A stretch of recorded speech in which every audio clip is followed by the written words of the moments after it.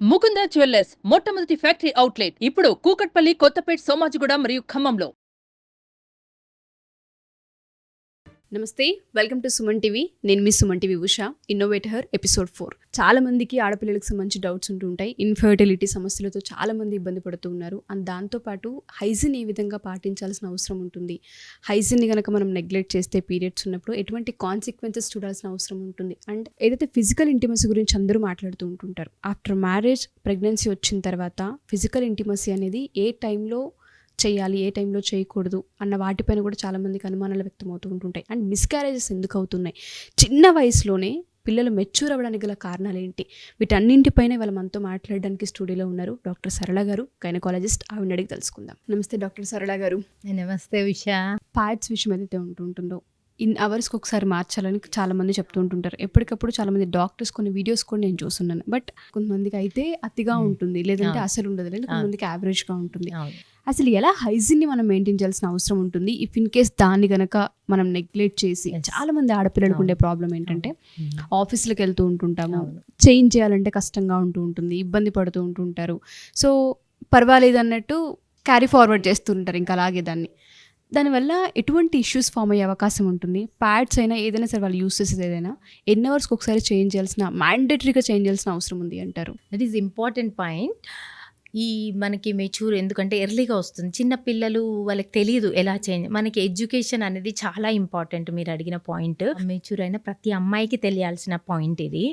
So మనం pods కానీ నువ్వు ఏదైనా వాడచ్చు, నీకు కంఫర్టబుల్. ప్యాడ్స్ కన్నా కూడా ప్యాడ్స్ ఏంటంటే దాంట్లో ప్లాస్టిక్ వాడతాం, కాటన్ వాడతాం. ఆ ప్లాస్టిక్ మనకి ఎన్విరాన్మెంటల్ డ్యామేజ్ చేసే ఛాన్సెస్ ఉన్నాయి. సో కాటన్ టైప్లో వాడుకుంటే మనకి రీయూజబుల్ ఉంటుంది. అండ్ మనము ఓన్లీ సింగిల్ యూజ్ అయినా కూడా ఎన్విరాన్మెంట్ డ్యామేజ్ ఉండదు. So mostly I prefer cotton type pads వాడమని చెప్తాను. తప్పదన్నప్పుడు ఇదైనా పర్వాలేదు, వాళ్ళకి కంఫర్ట్గా ఉంది అనుకుంటే ఈ మన కాటన్తో ఏదైనా వాడుకోవచ్చు. బట్ ఎవ్రీ 4 to 6 అవర్స్కి ఒకసారి, ఫ్లోని బట్టి, మరీ హెవీ ఫ్లో ఉన్న రోజు 3 అవర్స్కి ఒకసారి మార్చుకోవాలి. నీకు ప్యాడ్ ఒక్కొక్కసారి 1 అవర్లోనే వెట్ అయిపోతుంది, టోటల్ అవసరం వస్తుంది. సెకండ్ డే, ఫస్ట్ డే కొందరికి హెవీ ఫ్లో ఉంటుంది. ఫ్లోని బట్టి చాలా అలానే పోస్ట్పోన్ చేస్తూ డిలే అవుతే అక్కడ బ్లడ్ అంతా అలా ఉంటే బ్యాక్టీరియా అట్రాక్ట్ అవుతాయి అన్నమాట. మన వెజనల్ ఏరియా దగ్గర ఆల్రెడీ యూరినరీ సిస్టమ్ ఉంటుంది, అంటే urine, motion area and vaginal area ఒకే దగ్గర ఉండే చాలా ఇన్ఫెక్షన్కి వల్నరబుల్ ప్లేస్ అన్నమాట. సో ఆ ప్లేస్ దగ్గర మనము డిలే చేస్తే ఈజీగా బ్యాక్టీరియా అట్రాక్ట్ అయిపోతాయి అక్కడ. అంటే మన ఫేసు, హ్యాండ్స్ తీసుకోండి, అక్కడ బ్యాక్టీరియా ఎక్కువ రావడానికి అవకాశాలు ఉండవు.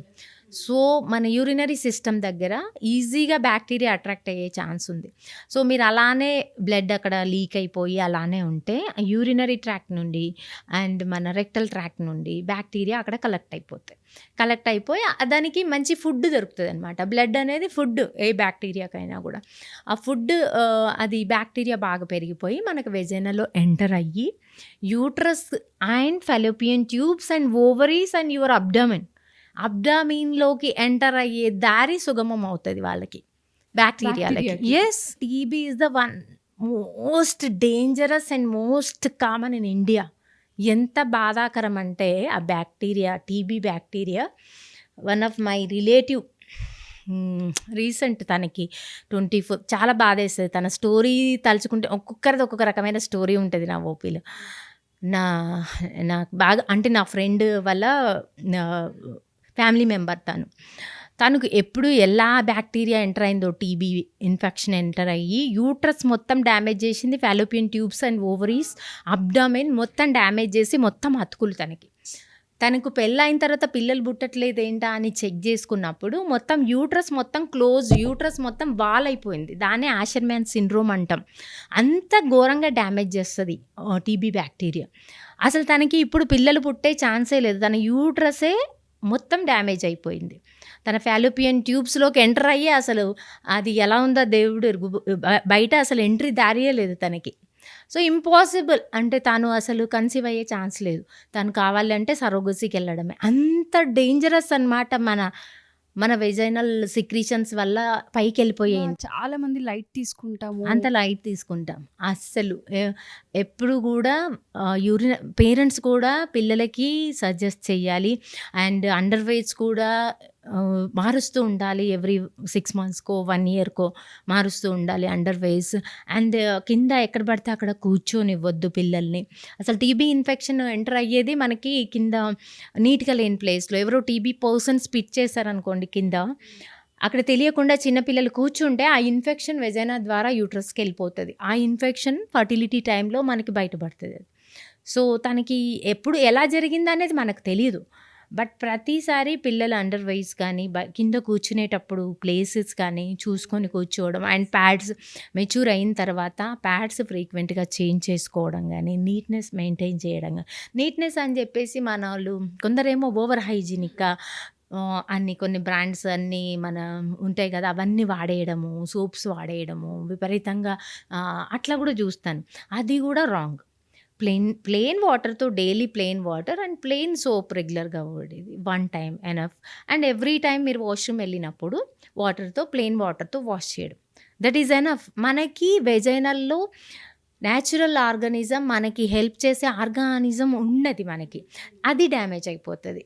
నువ్వు వేరే ఇప్పుడు అన్ని బ్రాండ్స్ ఉంటాయి కదా, బ్రాండ్స్ అన్ని చూసుకొని మనం ఎక్కువ ఓవర్ యూసేజ్ ఆఫ్ అవి చేసుకుంటే దానివల్ల న్యాచురల్గా డోడర్లైన్ బ్యాసిల్లై అని మన వెజైనాలో ఉంటుంది. మన ఇంటెస్టైన్లో ఎలా మంచి బ్యాక్టీరియా ఉంటుందో వెజైనాని కాపాడడానికి కూడా దేవుడు ఒక మంచి బ్యాక్టీరియాని పెడతాడనమాట.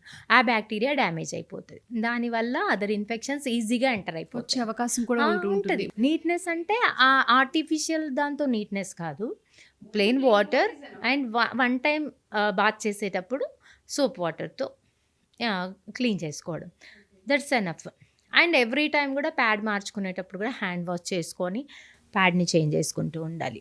ఎవ్రీ 6 hours మోడరేట్ ఫ్లో ఉంటే, హెవీ ఫ్లో ఉంటే 2 to 3 hours అయినా పర్లేదు ఫ్లోని చూసుకొని. చాలా మంచి ఎడ్యుకేషన్ మ్యామ్. చాలా మందికి తెలియదు యాక్చువల్గా, చాలా లైట్ తీసుకుంటూ ఉంటారు. ఎందుకంటే కొన్ని అన్కంఫర్ట్స్ వల్ల కొంతమంది చాలా డిలే చేస్తూ ఉంటుంటారు. లైఫ్ స్పాయిల్ అయిపోతుంది. ఇప్పుడు పిల్లలు పుట్టట్లే అంటే వాళ్ళు డైవర్స్ దగ్గరికి వెళ్ళిపోవడం, ఫ్యామిలీస్ సపరేట్ అయిపోవడము, దానివల్ల సొసైటీ అంతా మనకి వెనక్కి వెళ్ళిపోతుంది, డెవలప్మెంట్ జరగదు. ఇలాంటి చిన్నదే అనుకుంటాం కానీ అది ఎక్కడికో దారితీస్తుంది. సుమన్ టీవీలో మీ పర్సనల్ అండ్ బిజినెస్ ప్రమోషన్స్ కోసం కింది నెంబర్కి కాంటాక్ట్ చేయండి.